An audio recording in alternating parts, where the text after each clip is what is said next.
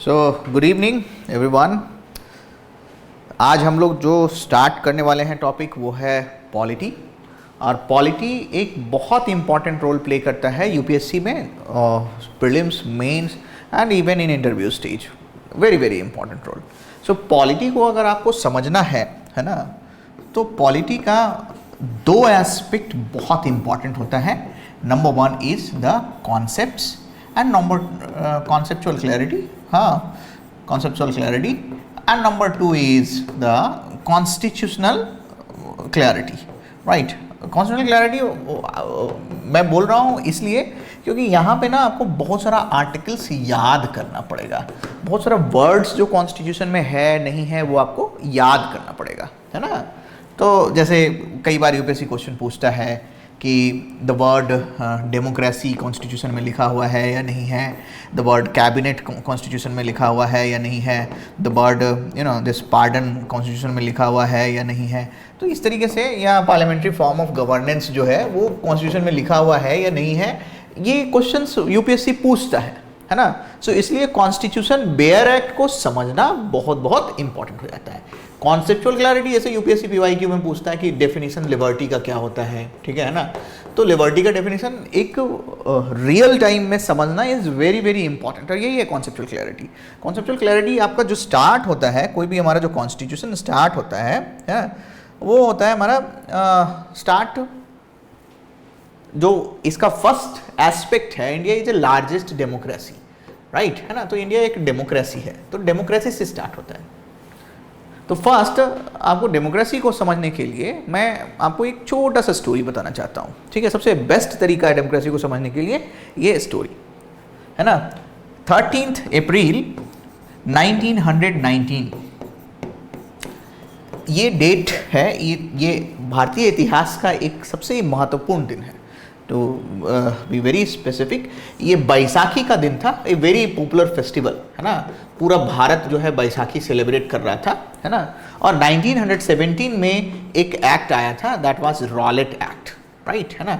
सो Rowlatt act में क्या था कि किसी भी पर्सन, इंडिविजुअल को ब्रिटिशर्स अरेस्ट कर सकते थे विदाउट एनी कंसिडरेशन, माने शक के आधार पे ही they can be arrested, right, है ना। सो 1917 में, और वो कितने साल के लिए? 2 साल के लिए अरेस्ट हो सकते थे, राइट, है ना।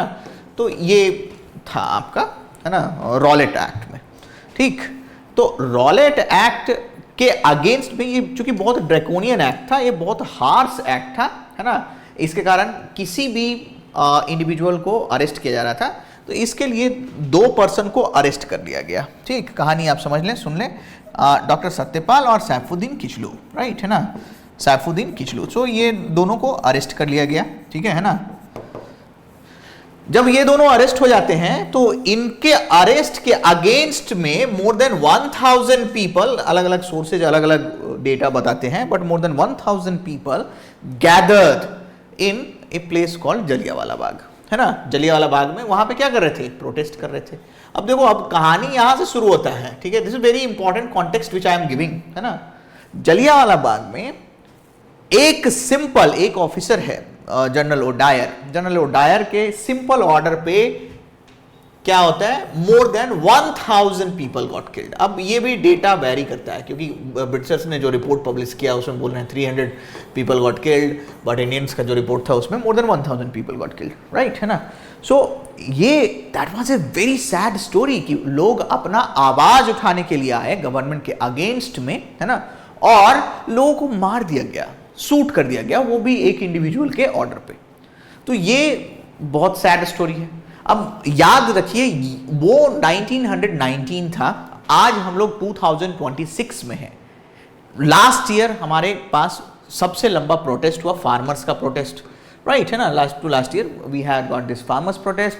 अभी कॉकरोच जनता पार्टी का प्रोटेस्ट चल रहा है, 25वां 26वां दिन हो गया है, हंगर स्ट्राइक पे बैठे हुए हैं लोग, है ना। And there is no such incidents. आज की डेट में सिर्फ दिल्ली में प्रोटेस्ट नहीं हो रहा है, हर छोटा टियर 2 सिटी से लेकर के इवन रूरल एरिया तक, विलेज लेवल तक प्रोटेस्ट हो रहा है। मींस क्या हुआ?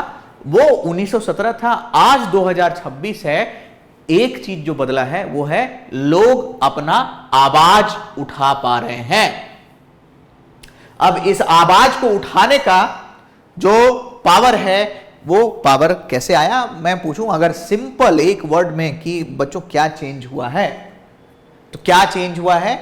जो चेंज हुआ है वो डेमोक्रेसी नहीं था, और अब we are in the era of democracy. It is the democracy which has given the power in the hand of people to raise their voices to become an active participant in the system. अब देखो, democracy को समझना है तो आप democracy को as a system तो आप समझते ही हैं, बट डेमोक्रेसी सिर्फ सिस्टम नहीं होता है.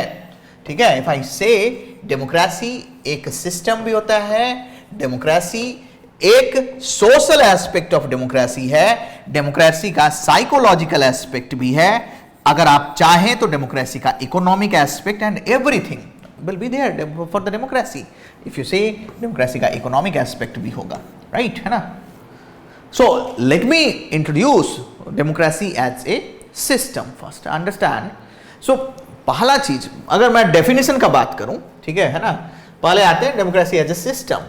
तो अगर मैं डेफिनेशन का बात करूं कि क्या है डेमोक्रेसी का डेफिनेशन, तो देखो ये ग्रीक वर्ड से आता है, demos plus kratia. Demos plus kratia, इसका मीनिंग होता है people's rule. People's rule, right, है ना. सो पहले जो हुआ करता था ना, वो हुआ करता था रेक्स लेक्स. अब है in democracy lex rex. Rex lex is what? Law of king. That means what? ये मोनार्की का बात कर रहा है. और lex rex is law is supreme. This is what? Law is supreme. Here king is supreme. So this is basically monarchy. This is basically the democracy. So this is very important. ये सब जागरण से है, और to understand the origin of democracy, the word democracy. But if you really want to understand democracy, that what how means what is democracy, है ना. So मैं आपसे पूछूं तो लोग बोलते हैं कि sir democracy is about the participation. आपने अभी तो बताया कि सर डेमोक्रेसी को जब तक पार्टिसिपेशन रहेगा तभी हम लोग डेमोक्रेसी को जस्टिफाई कर पाएंगे, लोगों का पार्टिसिपेशन हो. ठीक है, वंडरफुल, वेरी ब्यूटीफुल. कुछ लोग बोलेंगे कि सर डेमोक्रेसी का अब्राहम लिंकन ने बहुत अच्छा डेफिनेशन दिया कि sir democracy is of the people, for the people and bye the people. But अब कुछ लोग आए मेरे पास, क्रिटिक आएंगे कि भाई चलो sir this is being criticised, क्योंकि डेमोक्रेसी तो आजकल डेमोक्रेसी रहा नहीं है. ठीक है, एंड क्रिटिक विल से कि नहीं डेमोक्रेसी जो है ना, ये it has become of the people, of the people, of the people, for the people, for the people. For the people means लोगों से दूर जाता हुआ democracy. This is criticism. This is what? Criticism. And this is what? Democracy का actual definition given by Abraham Lincoln. And to by the people. जब vote bank politics होता है, जब वोट के लिए कैश फॉर वोट स्कैम होता है, so in that case you see there are tendency of buying the people. So ये critics ने इनको हाईलाइट किया. So it's very important to understand. Some people states कि okay sir democracy is about participation, sir democracy is about representation. This is very important. Representation means what? Representation means not just the representation of the majority section, but the representation of the minority section, right? We should not just focus upon the majoritarian politics, but we should also be focused upon the welfare politics. अब ये सब जो concepts है कि majoritarian politics क्या होता है, welfare politics क्या होता है, ये आपको थोड़ा समझने वाली बात है ना. कि जैसे आप मान के चलो कि एक पार्टिकुलर डिसीजन से 100 लोगों का फायदा हो रहा है, और एक particular the same decision is helping one person in upliftment, है ना, और saving the life. Let's say एक पर्सन बहुत इल है, सरकार ने उसको 5 लाख किसी स्कीम के थ्रू दिया, उस 5 लाख से कोई एक रोड बन सकता है जो कि 100 लोगों को हेल्प करेगा, तो सरकार इसको भी प्रायोरिटाइज कर सकती है. Yes, government can do that, क्योंकि गवर्नमेंट सिर्फ प्रॉफिट्स पे काम नहीं करती है, गवर्नमेंट काम करती है लोगों के वेलफेयर पे. So this is very important, you understood. So एक आइडियल डेमोक्रेसी वो होगा which is the direct democracy, जो छोटा डेमोक्रेसी होता है, जहां representation is equal to participation. There should be absolute equality between those who are represented and those who are participating. That means what? लोग ही decision maker हैं. हाँ, यहाँ पे ये होता है representation is equal to participation, that will be the case of direct democracy. ये कैसा केस होगा? डायरेक्ट डेमोक्रेसी, है ना। लेकिन if we talk about that कि इनडायरेक्ट डेमोक्रेसी लाइक इंडिया, तो यहां पे क्या होना चाहिए कि democracy is a system where the gap between representation and participation is what? Minimized. So this is what is the idea. समझ गए होंगे आप। सो एम ऑफ डेमोक्रेसी, अगर कोई पूछे आपसे भाई कि एम ऑफ डेमोक्रेसी क्या है, तो आप बोलेंगे सर एम ऑफ डेमोक्रेसी है to minimize the gap between representation and participation.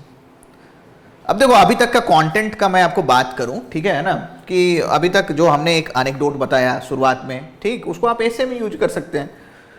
बहुत ब्यूटीफुली आप प्रेजेंट करते हैं कि 1919 और 2026 में क्या बदला है भाई। तो यही बदला है कि डेमोक्रेसी ने पीपल को एम्पावर कर दिया है ना, for their representation and for their participation. अगर कोई क्वेश्चन आता है डायरेक्टली जिसको आपको एड्रेस करना है, तो उस क्वेश्चन को आप डायरेक्टली एड्रेस कर सकते हैं कि डेमोक्रेसी में एक पार्टिसिपेशन एस्पेक्ट है और दूसरा रिप्रेजेंटेशन एस्पेक्ट है। तो ये एक स्ट्रक्चर देने में काम कर देगा मेंस में।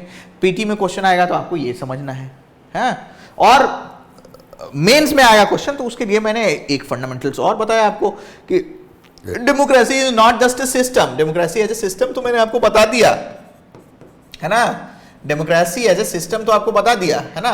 But democracy is not only A system, it is also the social aspect of democracy. अब सोशल एस्पेक्ट ऑफ डेमोक्रेसी क्या होगा? सोशल एस्पेक्ट ऑफ डेमोक्रेसी, हमारा इंडियन सोसाइटी एक ऐसा सोसाइटी है जहां पे कई सारे कास्ट, कम्युनिटी, रिलीजन, रेस के लोग हैं, and they all live together.